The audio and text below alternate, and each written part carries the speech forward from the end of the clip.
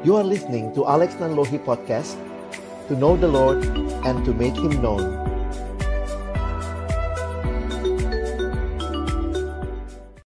Kami datang dalam ucapan syukur kepadamu ya Tuhan.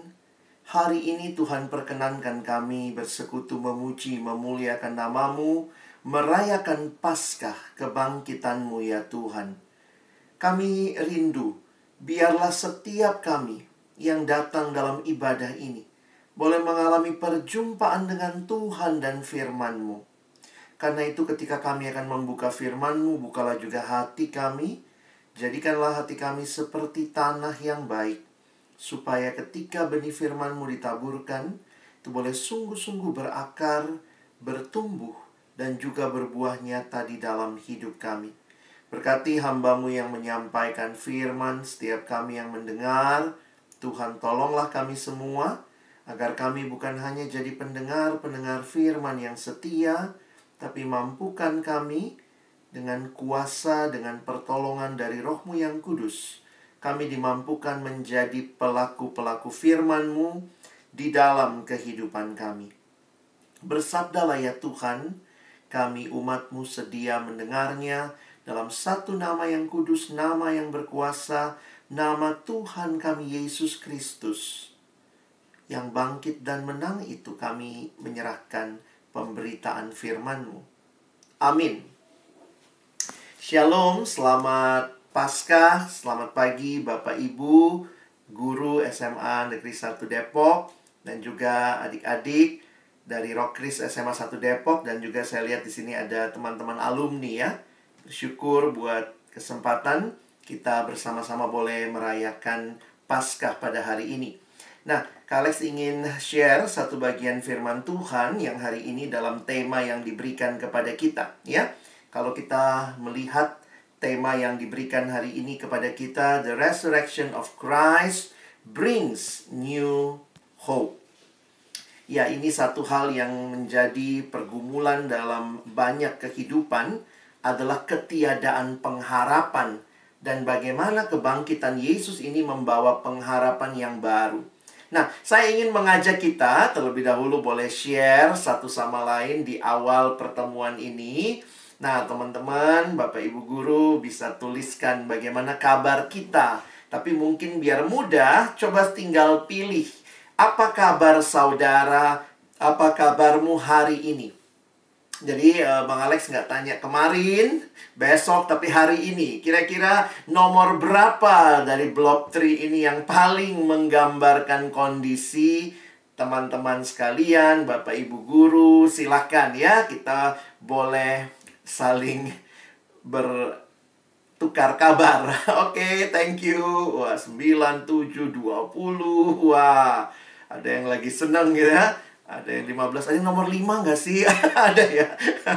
Bang Jansnya nomor 5 ya, masih mager ya.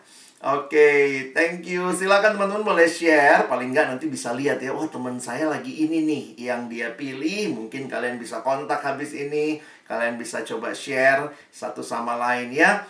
Thank you. Ini cuma untuk menanyakan kabar. Dan saya sungguh berharap teman-teman sekalian, Bapak Ibu Guru juga tetap di dalam kekuatan kasih-Nya Tuhan buat kita. Thank you ya buat semua yang sudah partisipasi. Nah, hari ini kita bicara tentang Paskah. Sebenarnya menarik bahwa di dalam gereja, baru dari sumber sejarah yang Kak Alex cari, gereja itu sebenarnya baru pada tahun 313 merayakan Natal. Jadi yang lebih lama di dalam sejarah gereja dirayakan itu sebenarnya Paskah. Karena Paskah itu yang diperingati adalah kebangkitan Kristus. Dan juga kalau kita ingat, hari ibadah kita pada hari Minggu memperingati kebangkitan Kristus pada hari pertama minggu itu. Jadi sebenarnya kalau kita rajin ibadah 1 tahun, setiap minggu kita datang, wah kita udah 52 kali merayakan Paskah. Ditambah hari ini jadi 53 kali. Jadi sebenarnya ini jadi satu hal yang menarik di dalam kekristenan. Tentu tidak terpisahkan. Natal penting, Paskah juga penting. Karena ini satu kesatuan dalam karya Kristus. Dan ada kutipan yang mengatakan Easter proof. that Christmas was real. Karena kalau Yesus hanya lahir, saya pikir tidak ada yang terlalu spesial dikaitkan dengan semua pendiri agama punya hari kelahiran. Semua pendiri agama punya hari kematian. Tetapi hanya Yesus yang punya hari kebangkitan. Karena itu saya mengutip kalimat dari pendeta Dr. Stephen Tong mengatakan dalam satu khotbahnya, Yesus bangkit menjadi pengharapan terbesar bagi kita. Nah, itu hari ini kita mau bicara pengharapan. Juga membuat kita berbeda dengan semua agama lain. Pendiri-pendiri agama-agama lain masih berada di dalam kubur. Kuburnya disakralkan, dijadikan museum yang terbesar, tapi kuburannya masih berisi. Karena kuburan mereka masih terisi, maka pengikutnya hidup di dalam kekosongan. Sementara itu, karena kuburan Yesus kosong, maka hidup dari pengikut-pengikutnya terisi. Karena dia sudah keluar dari kubur, hingga dia bisa berada di dalam hati kita. Puji Tuhan. Jadi mari kita dengan semangat, dengan kerinduan yang besar boleh merayakan Paskah ini ya. Saya tidak tahu nih, sudah pada mengucapkan selamat Paskah atau belum. Agak unik ya. Kalau Natal, sampai bulan Januari ketemu masih, selamat Natal, selamat Natal. Padahal Natalnya bulan Desember. Tapi Paskah, unik juga. Kita cuma ngomong selamat Paskah pas kapan? Pas hari Minggu Paskahnya ya. Saya pikir hari ini Kak Alex ingin kita semua saling mengucapkan selamat Paskah. Silakan boleh buka mic-nya. Dan sampaikan selamat Paskah. Sebulan ini kalau bisa ketemu orang selamat Paskah ya. Silakan, mari kita saling mengucapkan. Kita buka mic kita supaya kita bisa saling menyapa. Shalom, selamat Paskah. Selamat Paskah. Selamat Paskah. Selamat Paskah semua. Puji Tuhan. Kita bersyukur ya. Kiranya Paskah juga tidak kehilangan kemeriahan. Pas Natal itu sih akhir tahun ya, banyak sale. Jadi kayaknya klop gitu dengan kemeriahan. Nah, hari ini kita akan melihat bersama-sama satu bagian firman Tuhan. Saya ambil dari Roma pasal 6 ayat 9 sampai ayat yang ke-11. Ya, apa yang sama-sama akan kita lihat di dalam ayat ini, Roma 6 ayat 9 sampai 11, kita akan melihat dua fakta. Ya, mari kita baca bersama. Di dalam Roma 6 ayat 9 sampai 11. Karena kita tahu bahwa Kristus sesudah ia bangkit dari antara orang mati, tidak mati lagi. Maut tidak berkuasa lagi atas dia. Sebab kematiannya adalah kematian terhadap dosa satu kali dan untuk selama-lamanya. Dan kehidupannya adalah kehidupan bagi Allah. Demikianlah hendaknya kamu memandangnya bahwa kamu telah mati bagi dosa, tetapi kamu hidup bagi Allah dalam Kristus Yesus. Judul perikop ini di dalam Alkitab cetak kita, di dalam Alkitab terjemahan LAI, Roma pasal yang Roma pasal yang ke-6 ini adalah mati dan bangkit dengan Kristus. Nah, saya ingin mengajak kita melihat ada dua fakta penting yang bisa kita pelajari dari ayat ini. Yang pertama adalah tentang Yesus. Tetapi yang kedua adalah tentang orang percaya. Ya. Nah, mari kita akan melihat hal ini bersama-sama. Kak Alex ingin memberikan judul yang pertama yang akan kita lihat tentang Yesus adalah kematian dan kebangkitan Yesus. Memang sangat berbeda dengan kita manusia. Ya, Bapak Pendeta John Stott mengatakan kalimat ini menggambarkan apa yang Yesus alami dan apa yang kita alami. Dia katakan, we live and die. Kita tuh hidup lalu mati. But Christ died and lived. Wah, apa yang perlu kita pahami? Perhatikan sebentar lagi ayat 9 dan 10 terlebih dahulu. Di dalam ayat ini, kalau kita perhatikan, Paulus sedang menjelaskan fakta sejarah tentang Yesus yang mati dan bangkit. Perhatikan cara Paulus menjelaskan. Karena kita tahu, nah ini sesuatu yang fakta sejarah, bahwa Kristus sesudah ia bangkit dari antara orang mati, ia tidak mati lagi. Maut tidak berkuasa lagi atas dia. Nah, bagaimana Paulus melihat hal ini? Perhatikan ayat 10. Sebab kematian Yesus adalah kematian terhadap dosa. Yesus menebus dosa kita satu kali dan untuk selama-lamanya. Dan kehidupannya, loh kok bisa hidup? Karena Yesus bangkit kan, yang disebut di ayat 9 tadi. Kristus sesudah ia bangkit dari antara orang mati. Kematiannya, kematian terhadap dosa, dan dia bangkit, makanya ayat 10 bagian akhir, kehidupannya adalah kehidupan bagi Allah. Fakta sejarah yang tidak bisa kita sangkali ketika kita membaca apa yang Yesus alami. Ketika dia mengalami penderitaan yang begitu luar biasa. Dia harus mengalami hukuman penyalipan. Dia memanggul salibnya sendiri menuju tiang penyalipan itu. Dan film Passion of the Christ mencoba menangkap dengan begitu luar biasa momentum yang terjadi ini. Dan bahkan dia dipastikan sudah meninggal. Kalau kita perhatikan, ditusuk lambungnya, lalu kemudian air dan darah keluar ya.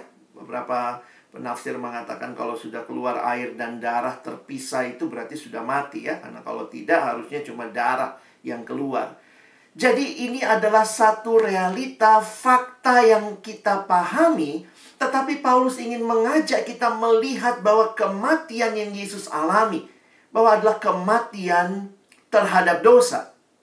Dia sungguh-sungguh mati membayar hutang dosa kita, tetapi juga dia sungguh-sungguh bangkit. Karena itu perhatikan kalimat malaikat. Jangan takut. Kamu mencari Yesus orang Nazaret yang disalibkan itu. Ia telah bangkit, ia tidak ada di sini. Lihat, inilah tempat mereka membaringkan dia. Bapak, Ibu, Saudara, adik-adik yang dikasihi dalam Tuhan Yesus Kristus, perhatikan. Pada masa itu, banyak juga yang mengatakan bahwa jenazah Yesus dicuri. Ada lagi yang bilang, oh, mereka, para perempuan itu, pada minggu Paskah, mereka datang ke kubur yang salah ya. Katanya kalau perempuan GPS-nya suka nggak nyala ya. Makanya mereka datang ke kubur yang salah. Bukan itu kuburnya. Pantesan waktu datang kosong. Tetapi kalau kita perhatikan catatan Injil, jelas sekali dicatat perempuan-perempuan itu melihat mayat Yesus dibaringkan. Mereka melihat pintu kubur itu ditutup begitu ya. Ada batu yang digulingkan, batu besar. Dan mereka juga, perempuan yang sama yang keesokan harinya, atau pada hari Minggu Paskah itu, datang ke kubur itu. Jadi tidak mungkin salah kubur. Dan kalimat malaikat ini bagi saya juga menegaskan, perhatikan ya. Ingat baik-baik, bukan cuma Yesus yang namanya Yesus di zaman itu. Oh, banyak juga yang namanya Yesus, karena itu nama umum pada waktu itu. Yesus, Yeshua, Yosua, yaitu nama yang akar katanya sama, Tuhan menyelamatkan. Jadi bukan cuma Yesus yang namanya Yesus pada waktu itu. Tapi kalimatnya malaikat ini menarik. Jangan takut. Kamu mencari Yesus, Yesus yang mana? Orang Nazaret, spesifik loh. Cek KTP, ini Yesus yang Nazaret. Lalu yang matinya kenapa?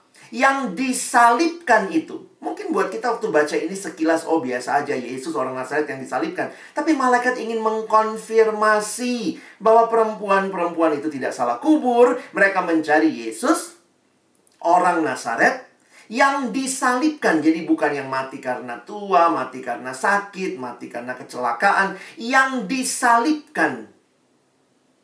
Ia telah bangkit. Sekali lagi, memang juga bukan cuma Yesus yang disalib.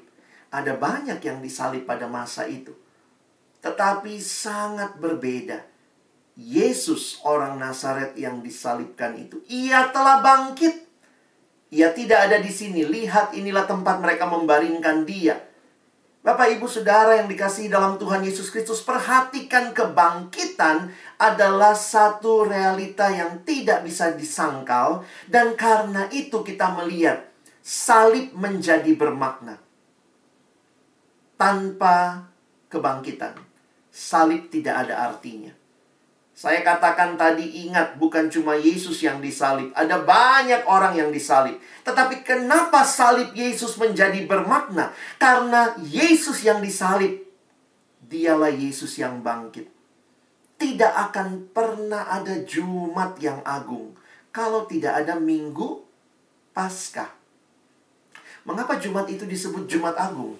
Mengapa salib Yesus yang kita lihat itu menjadi salib yang begitu bermakna? Karena dia bangkit. Kalau tidak bangkit, itu bukan Jumat Agung ya. Itu Jumat paling mengerikan, paling sial sepanjang sejarah. Ada orang yang mati dan gak pernah bangkit. Tetapi Yesus yang mati di salib, dia bangkit. Sehingga Jumat Agung, Good Friday, it's only good because of Easter morning. Karena itu Yesus mengatakan, akulah kebangkitan. Dan kebangkitannya ini membawa perubahan. Membawa perubahan dalam segala hal. Dan karena itulah perhatikan ya, bagaimana Paulus mengkaitkan fakta kebangkitan, kematian dan kebangkitan dengan apa yang terjadi di sana. Tadi Ibu memberikan sambutan ya. Kita bukan hanya bicara penyalipan, tapi maknanya apa? Kita bukan hanya bicara kebangkitan, tapi apa maknanya? Nah, inilah yang Paulus katakan ya, sekali lagi ayat 9 dan 10. Kita tahu bahwa Kristus sudah bangkit dari antara orang mati, tidak mati lagi. Maut tidak berkuasa lagi atas dia. Sebab kematiannya, kematian terhadap dosa, satu kali dan untuk selama-lamanya. Dan kehidupannya, kok bisa hidup? Karena dia bangkit, adalah kehidupan bagi Allah. Bukan lagi kehidupan yang seperti sesuatu yang berbeda, bukan. Ini kehidupan bagi Allah. Nah, ini fakta pertama yang disampaikan. Dan yang kedua yang menarik adalah fakta tentang kematian dan kebangkitan orang percaya. Dari mana asalnya ini ya? Kalau tadi kebangkitan, kematian, kebangkitan Yesus, lalu kok bisa sekarang kematian dan kebangkitan orang percaya? Perhatikan ayat 11. Oke? Jadi tadi ayat 9, 10. Sekarang lihat ayat 11. Ini caranya Paulus memberikan pemahaman kepada jemaat. Demikianlah hendaknya kamu memandangnya, bahwa kamu telah mati bagi dosa. Loh, tadi yang mati Yesus. Kok sekarang jadi kamu telah mati bagi dosa, tetapi kamu hidup bagi Allah? Loh, yang hidup tadi kan Yesus, yang bangkit itu Yesus. Tetapi Paulus memberikan pemahaman di dalam Kristus Yesus. Saya pikir di sini kuncinya. Perhatikan. Dalam Kristus Yesus. Ketika engkau dan saya menerima Yesus sebagai satu-satunya Tuhan dan Juru Selamat, maka apa yang kita alami bahwa kematian Kristus jadi kematian kita, kebangkitan Kristus pun jadi kebangkitan kita. Dalam Kristus Yesus. Karena itu, ini bukan sekadar fakta sejarah. Kalau tadi kita bilang ini adalah fakta sejarah yang bermakna, melalui kematiannya Yesus menyelesaikan dosa. Tetapi ini menjadi satu pengalaman iman bagi kita yang percaya, bahwa kita pun telah mati bagi dosa. Dan karena Yesus bangkit, Yesus hidup bagi Allah, maka saya pun harusnya hidup bagi Allah. Bukan lagi hidup bagi dosa. Teman-teman yang dikasihi Tuhan, disinilah perbedaan yang sangat kontras antara hidup kita yang mengalami karya salib dan kebangkitan dengan mereka yang hanya tahu fakta kebangkitan dan kematian Yesus. Saya pikir semua orang bisa bicara, Yesus mati, Yesus bangkit. Tapi kita yang percaya bisa berkata, Yesus mati bagiku. Yesus hidup bagiku. Dan karena dia mati terhadap dosa, aku pun mati bagi dosa. Perbedaannya, Yesus mati menebus dosa. Kita mati terhadap hasrat dosa yang kita miliki. Dan ingat, Yesus bangkit. Maka saya pun bangkit. Kalau dia bangkit hidup bagi Allah, maka saya pun bangkit dan hidup bagi Allah. Teman-teman, Paskah itu Jumat Agung dan Paskah itu bukan cuma fakta, tapi pengalaman iman bagi kita yang percaya. Karena itu seperti yang juga kita dengar tadi ya, dalam sambutan sudah banyak diingatkan, kalau betul Yesus bangkit dan kamu dan saya mengalami kebangkitannya, maka kita tidak akan lagi menikmati hidup dalam dosa. Dosa yang diungkapkan ya, seringkali Kak Alex suka nanya, how do you spell sin? Sin itu is the I in the center. Di dalam dosa akulah segala-galanya. Aku yang paling utama. Manusia di dalam dosa dibelenggu begitu rupa. Dosa membelenggu. Ini istilah yang Paulus pakai kalau kita lanjutkan membaca Roma 6. Paulus mempersonifikasi dosa. Dosa digambarkan seperti seorang tuan yang sedang memperbudak. Makanya Paulus pakai istilah hamba dosa. Dosa itu membelenggu begitu rupa dan tidak heran. Akhir dari Roma 6, Paulus berkata, upah dosa adalah maut. Ini Roma 6 ayat 23a. Kalau kita terus hidup dalam dosa, sebenarnya tidak ada harapan. Karena ujung ceritanya manusia berdosa adalah maut. Sin itu hanya bawa kita kepada hopeless end. Nggak ada ujungnya itu hopeless, teman-teman. Tetapi kematian dan kebangkitan Kristus memberikan kita hidup yang baru. Hidup yang sekarang mati bagi dosa, hidup bagi Kristus. Saya kutip kalimat pendeta John Stott sekali lagi. God who raised Jesus from physical death can raise us from spiritual death and make us new people in Christ. Tuhan sanggup memberikan kepada kita hidup yang baru. Inilah yang Yesus berikan, hidup yang baru. Barang siapa yang ada di dalam Kristus, ia adalah ciptaan baru. Yang lama sudah berlalu, yang baru sudah datang. 2 Korintus 5 ayat 17. Ini kekristenan. Menggantikan hidup yang tadinya harusnya binasa, diberikan hidup yang kekal. Karena itu Timothy Keller dalam satu kutipannya, dia berkata, Christianity is not about being nice. It's about being new. Jadi baru. Bukan cuma jadi lebih baik. Kita jadi baru. Bukan lagi hasrat hidup yang menyenangkan diri dan dosa. Tetapi hasrat hidup yang diganti dengan mau menyenangkan Tuhan. Christian faith is a resurrection faith. And it cannot be Christian faith or it cannot be Christian faith any longer. Jadi, iman Kristen itu iman kebangkitan, ya. Yang mampu membawa saudara dan saya dibaharui. Karena inilah yang terjadi. Beberapa kutipan saya lagi senang ya, merenungkan beberapa hal yang dikatakan kemarin waktu Natal. Kita bicara inkarnasi. The incarnation means He, Jesus, became like us. Yesus jadi manusia. But the resurrection means we'll become like Him. Kebangkitan berarti kita akan menjadi seperti Dia.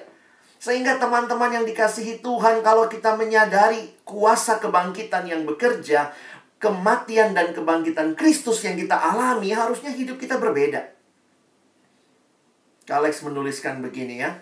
Melalui kematian dan kebangkitan Kristus yang hidup kembali, Dia memberi kita kuasa atas segala kecenderungan dosa.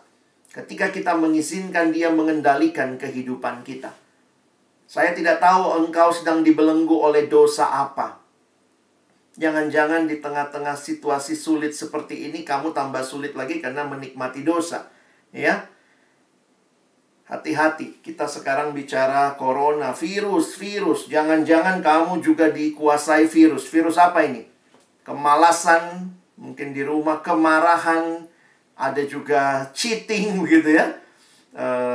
Curang, lying, envious, pornografi. Oh, banyak juga yang saya lihat sekarang terjebak dengan pornografi karena kayaknya online semua tuh begitu dekat dengan pilihan-pilihan untuk melakukan yang tidak tepat. Greed, kerakusan. Sebenarnya waktu Kak Alex renungkan ya, teman-teman, Bapak Ibu sekalian, saya makin sadar sebenarnya masalah yang paling utama bukan cuma sekadar pandemi corona ini. Kalau kita perhatikan, sin is the real pandemic. Dosa itulah sebenarnya pandemi yang sesungguhnya. Coba perhatikan begini. Dikatakan pandemi karena corona ini terjadi di banyak tempat di dunia. Tapi jangan lupa loh, tidak semua orang kena corona. Iya kan? Nggak semua orang kena kok. Tetapi ketika Alkitab bicara dosa, maka Alkitab bicara bahwa dosa ini, tadi dikutip ayatnya oleh ketua kita, Roma 3 ayat 23. Semua manusia berdosa, tanpa kecuali. Sehingga waktu bicara dosa, inilah pandemi yang sesungguhnya, yang melanda semua manusia di dalam dunia ini. Sehingga sebenarnya, kalau kita lihat cerita akhir dari semua yang berdosa apa? Maut.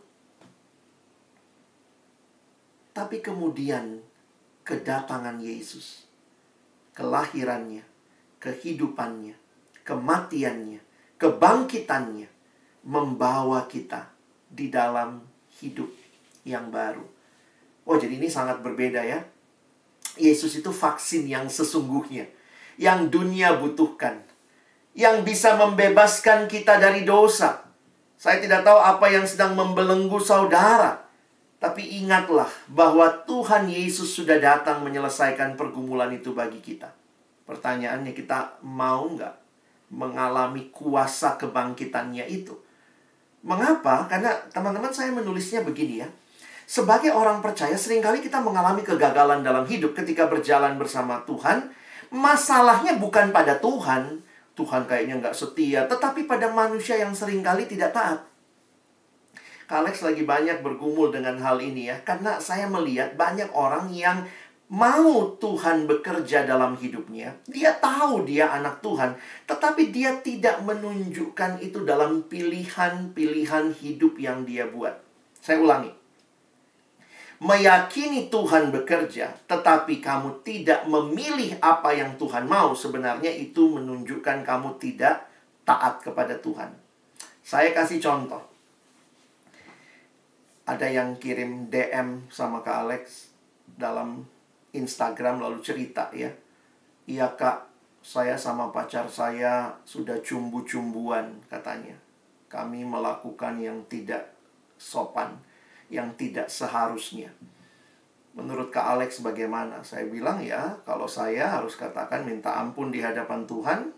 Lalu kalian berdua harus coba lihat, bicarakan komitmen. Kalau susah jaga komitmen, terus jatuh ke dalam ketidakkudusan, putus saja dulu. Daripada terus lanjut tapi jatuh dalam dosa. Waktu saya bilang putus, mulai tuh. Dia rasanya kayaknya, harus putus ya Kak, tapi gimana ya. Tiba-tiba terakhir waktu ngobrol, dia bilang kalimat begini nih. Ini yang bikin saya keselnya luar biasa ya. Kak Alex, kalau Tuhan sudah tahu aku lemah, pacarku lemah, kenapa Tuhan pertemukan kami? Jadi kamu yang sedang menikmati dosa, lalu kamu menyalahkan Tuhan. Tuhan, aku lemah, dia lemah, kenapa Tuhan pertemukan kami? Saya langsung bilang, kamu mempermainkan Tuhan. Tuhan memberikan kepada kamu desire, hati yang baru untuk memilih yang benar, pilih yang benar. Jadi jangan menyalahkan Tuhan untuk pilihan-pilihan yang salah yang kita buat. Lalu seolah-olah kita bilang, Tuhan membiarkan saya, Tuhan tidak peduli dengan saya. Kita main-main sama dosa. Itu sama persis seperti orang yang berdoa begini. Tuhan, kasih saya kesehatan. Rokoknya jalan terus. Gimana juga? Bukannya Tuhan tidak berkuasa, tapi ingat, pilihan-pilihanmu itu menyatakan, menghadirkan kuasa Tuhan. Kalau kamu tidak pernah pilih hidup sehat, maka kamu berdoa itu pun, itu namanya mempermainkan Tuhan. Doanya apa? Tuhan, berikan saya nilai yang bagus, tapi nggak belajar. Itu kan bodoh. Mau nilai bagus, nggak belajar. Belajarnya pakai sistem ekonomi lagi. Gimana ya Kak? Belajar sesedikit-sedikitnya nilai setinggi-tingginya. Gimana juga? Siapa yang bisa tolong kamu? Nanti kemudian berdoanya gitu, Tuhan, semoga waktu ujian, gurunya periksa ulangan, gurunya periksa ujian, butakan mata gurunya. Kurang ajar kan? Mulai doanya ancur-ancur. Nggak bener. Tuhan butakan mata gurunya, tiba-tiba nanti gurunya salah nilai. Tahu-tahu saya yang tidak belajar ini dapat 100. Kita sedang main-main dengan Tuhan. Tuhan bilang jangan pacaran dengan tidak seiman. Wah, kita rasionalisasi. Nggak apa-apa Tuhan, yang penting hati kami. Hati yang tidak taat, ya itu bukan hati yang taat. Jadi hati-hati kita main-main dengan pilihan-pilihan hidup yang sebenarnya masih menunjukkan kita sedang menikmati dosa itu. Bukannya Tuhan tidak berkuasa, bukannya Tuhan tidak bangkit. Kamu yang tidak bangkit, karena kamu tidak dengan sadar memilih apa yang sebenarnya Tuhan mau. Saya harap kita serius dengan hal seperti ini ya. Sehingga kalau saat ini kita rayakan Paskah, maka Kak Alex mau menantang, apa pilihan-pilihan yang akan kau buat ke depan dalam rangka engkau berjalan bersama Tuhan? Kadang-kadang kita harus memilih, Tuhan saya mau stop dosa ini, tidak lagi. Kalau saya terus dalam dosa ini, doanya minta kekudusan, tapi pornografi jalan terus, nggak bisa. Minta sama Tuhan, berikan saya keberanian untuk mengatakan tidak kepada dosa dan ya kepada Tuhan. Ingat, Tuhan sudah lepaskan kita dari dosa dan harusnya kita meresponinya dengan hidup taat, bukan menikmati hidup dalam ketidaktaatan. Apa yang akan kau pilih untuk tontonan? Apa yang akan kau pilih untuk game yang akan kau mainkan? Berapa banyak waktu yang mau kau persembahkan untuk itu? Tidak salah main game, tapi kalau akhirnya kamu kecanduan, udah nggak benar. Tidak salah nonton drama Korea, tapi kalau kamu kecanduan, itu sudah nggak benar. Dari mana Kak saya tahu saya kecanduan? Bagi saya sederhana saja. Kalau kamu tidak bisa lagi membedakan mana prioritas utamamu. Kamu siswa, harusnya prioritas utamanya belajar. Kalau main game melampaui belajarmu, sudah jelas kamu sudah tidak tahu prioritas. Kecuali kamu gamer, berhenti sekolah, jadi game aja, gamer. Demikian juga kalau kamu nonton drama Korea. Dari mana saya tahu saya sudah kecanduan? Ketika kamu tidak tahu lagi prioritas. Gara-gara nonton, besok paginya nggak bangun, bangunnya telat, lagi ngajar gurunya kamu ngantuk. Kenapa? Nah, tadi malam nonton semua berapa seri begitu ya. Saya harus ingatkan ketika itu terjadi, sebenarnya teman-teman tanpa sadar engkau sudah kecanduan. Jadi sederhana sekali.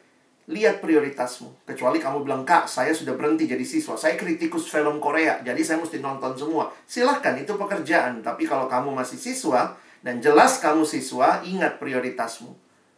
Nah, jadi teman-teman yang dikasihi Tuhan, inilah realita hidup yang Tuhan bawa ketika engkau dan saya mengalami Paskah. Dan saya coba menghayati begini. Kalau masalah terbesar kita, pandemi terbesar yang dialami dunia, dosa sudah Tuhan selesaikan dengan dirinya yang datang bagi kita. Maka sebenarnya tidak ada masalah lain yang terlalu sulit bagi Tuhan untuk Dia selesaikan. Kalau pergumulan manusia yang paling besar dan paling terakhir sudah Tuhan selesaikan, sebenarnya tidak ada pergumulan lain yang terlalu sukar untuk kita selesaikan. Di poin inilah saya mau ambil aplikasi buat kita hari ini berkaitan dengan tema pengharapan. Jadi apa yang kebangkitan Yesus berikan bagi hidup kita ya? Bapak Ibu Saudara yang dikasihi Tuhan, apa yang dibawa dengan kebangkitan Kristus? Di tengah-tengah kita masih mengalami di bangsa ini bahkan dunia pandemi corona. Dan kalau lihat bangsa kita pun sadar ya, di waktu-waktu kita melakukan ketika Minggu Palma kemarin, ternyata ada teror bom. Pada hari Paskah terjadi bencana alam di NTT. Saya terus mikir gitu ya, Tuhan, gimana bicara kebangkitan? Gimana bicara pengharapan di dalam situasi yang realitanya mungkin juga kita alami? Mungkin ada beberapa dari kita yang juga mengalami kena corona, atau mungkin orang yang kita kasihi terkena corona, atau orang-orang yang kita kasihi sampai meninggal dunia karena corona. Saya pikir nggak mudah menghidupi semua realita ini. Ada 3 ketakutan orang muda dalam satu survei ya. Satu survei mengatakan ada 3 ketakutan terbesar orang muda saat ini. Pertama, takut akan masa depan. Fear of the future. Ini gimana nih ke depannya? Ini gimana nih ke depan? Jadi sebenarnya bukan pas corona aja. Nggak corona pun juga anak muda, remaja khususnya seringkali takut masa depan. Lalu yang kedua juga takut gagal. Fear of failure. Tuhan gimana ya kalau gagal ya? Aduh, nanti kalau nggak masuk PTN yang saya pengen, gimana ya Tuhan? Lihat teman yang satu, waduh dia udah keterima. Aduh Tuhan gimana ini? Ketakutan akan kegagalan. Dan juga ketakutan yang ketiga yang dimiliki orang muda adalah takut dengan kesepian. Ini memang generasi yang unik sekali ya. Teman di Facebook bisa 1000, 2000, di IG 1000-an, 2000-an. Tapi kesepian, lucu juga ya. Di tengah-tengah situasi seperti ini, ketakutan-ketakutan ini, pertanyaannya di mana Tuhan? Tapi ingat, Tuhan tidak pernah janji hidup tanpa pergumulan. God never promises that we will never face struggles or problem. Tetapi apa yang Tuhan janjikan? Yang dia janjikan bukannya hidup tanpa pergumulan, tapi dia menjanjikan dia menyertai kita di dalam berbagai pergumulan yang kita alami. God walks with us in our struggles. Dari mana saya bisa meyakini ini semua? Lihat kalimat Petrus. Bagi saya menarik sekali. 1 Petrus pasal 1 ayat yang ketiga. Rasul Petrus berkata, terpujilah Allah dan Bapa Tuhan kita Yesus Kristus, yang karena rahmat-Nya yang besar telah melahirkan kita kembali oleh kebangkitan Yesus dari antara orang mati, kepada suatu hidup yang penuh pengharapan. Sebenarnya semua ketakutan dalam hidup, takut kesepian, takut ini dan itu, sebenarnya ini tidak sebanding dengan ketakutan terbesar akan hidup yang berakhir dengan maut. Tetapi, oleh kebangkitan Yesus Kristus dari antara orang mati, Dia membawa kita ke dalam sebuah hidup yang penuh pengharapan. We have a living hope because we have a living Savior. Teman-teman, saya kasih ilustrasi begini. Siklus hidup manusia sederhana. Lahir, hidup, mati. Lahir, hidup, mati. Ditambah lagi dalam dosa, yang terjadi lahir, hidup, mati, binasa, maut.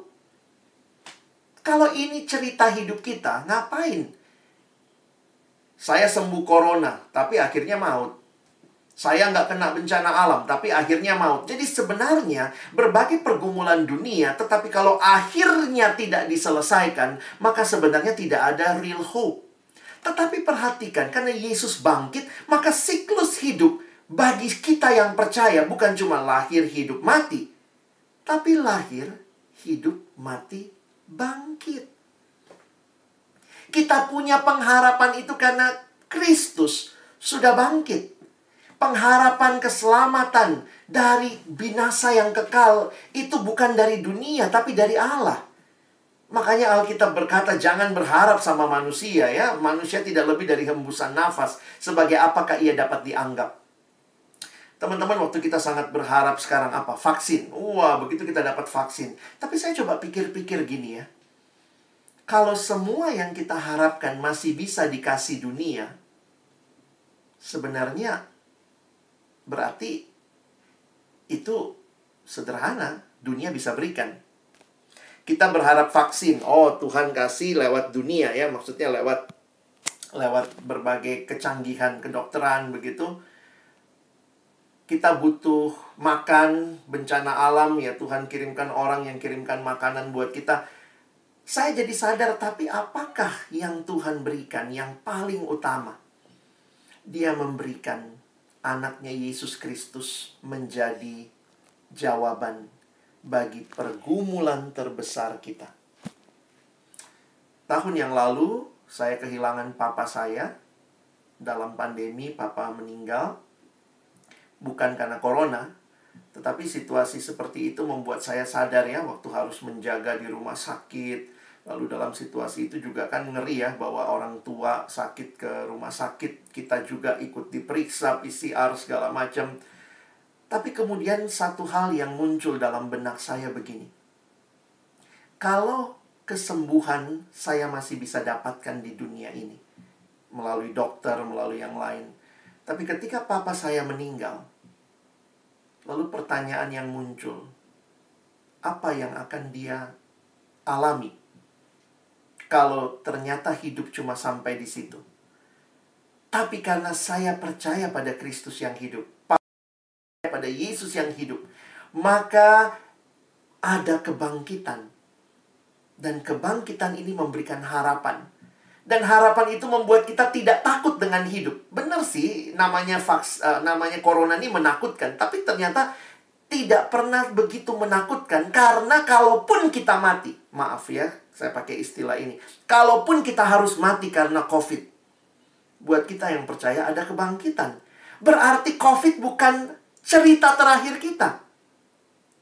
Wah, di situ Kak Alex jadi ngerti ya. Kita butuh pengharapan yang melampaui kematian.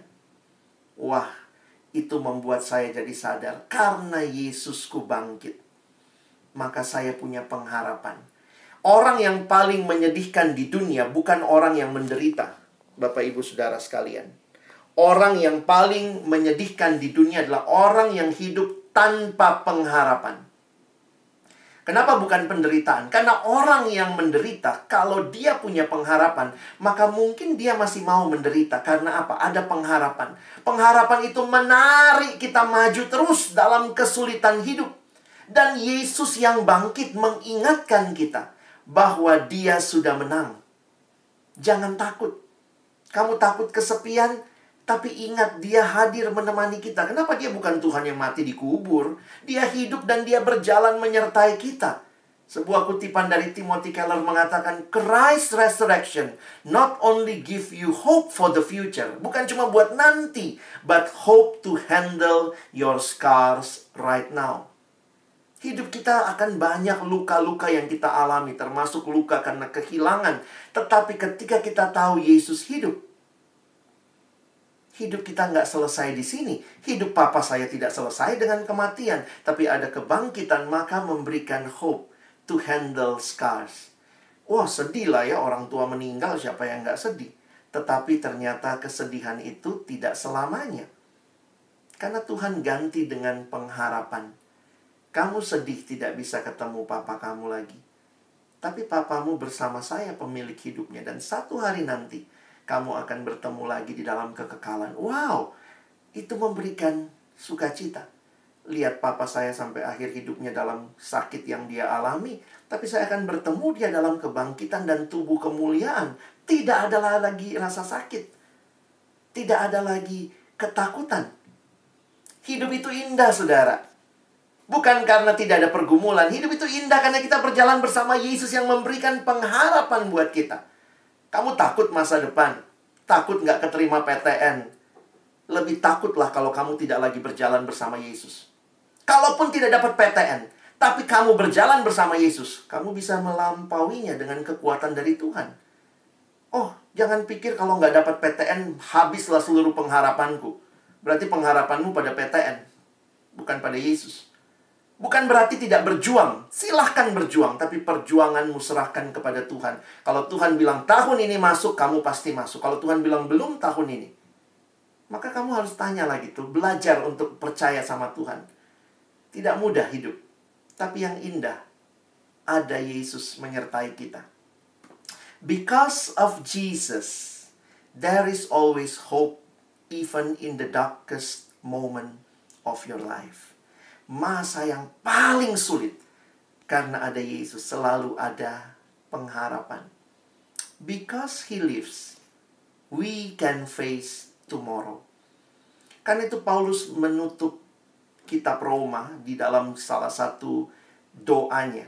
Di akhir kitab Roma, dia berkata begini, semoga Allah sumber pengharapan, hope, memenuhi kamu dengan segala sukacita dan damai sejahtera dalam iman kamu, supaya oleh kekuatan Roh Kudus kamu berlimpah-limpah dalam pengharapan. Karena dia tahu hidup dalam Tuhan itu nggak mudah, khususnya di abad pertama. Tapi sumber pengharapan Allah sendiri akan memberikan kamu sukacita berlimpah-limpah, damai sejahtera, dan kamu punya pengharapan. Saya tutup dengan kutipan ini. Pastor Rick Warren mengatakan, Jesus turns your hopeless end into endless hope. Kiranya kita boleh mengalami kematian kebangkitan Kristus yang membebaskan kita dari dosa dan yang memberikan kita pengharapan menjalani hari-hari hidup yang tidak mudah. Kenapa kita bisa berharap? Karena sungguh Yesus kita sudah bangkit. Selamat Paskah, Bapak, Ibu, Saudara, adik-adik yang saya kasihi. Ingatlah, Paskah bukan sekadar perayaan, tetapi Paskah adalah sebuah perubahan. Mengubah kita dari menikmati dosa menjadi mencintai Tuhan. Dari tidak ada pengharapan menjadi hidup dalam pengharapan. Amin. Mari kita berdoa. Bapa di dalam surga, Engkau mengenal setiap kami dan pergumulan kami masing-masing. Tidak mudah, tetapi kami percaya Engkau hadir dan menyertai kami. Bagi Bapak Ibu guru, bagi anak-anak seluruh kami sadar ada begitu banyak pergumulan yang mungkin kami alami dan masih akan mungkin kami temukan dalam menjalani hidup. Tetapi Kristus yang bangkit, Engkau memberikan kepastian bagi kami bahwa Engkau hadir dalam hidup kami dan Tuhan berjalan bersama kami, membawa kami ke dalam masa depan yang indah bersama dengan Tuhan. Karena itu kalau kami mengalami pergumulan hidup, kekecewaan, ketakutan, tolong kami datang dan membawanya kepada Tuhan. Dan kalau masih ada ketidaktaatan yang kami sedang jalani, kami hidup dalam kemunafikan, kami hidup dalam hawa nafsu, kami hidup dalam ketidakkudusan, kami hidup di dalam ketidakbenaran, Tuhan, tolong kami taat. Taat kepada kehendak-Mu dan hidup hanya bagi-Mu. Karena Kristus mati, aku pun mati terhadap dosa.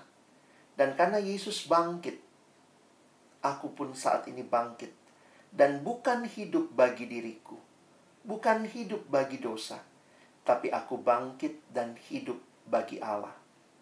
Inilah doa kami, kerinduan kami. Tolong kami bukan cuma jadi pendengar firman, jadikan kami pelaku-pelaku firman-Mu. Dalam nama Yesus kami berdoa. Amin.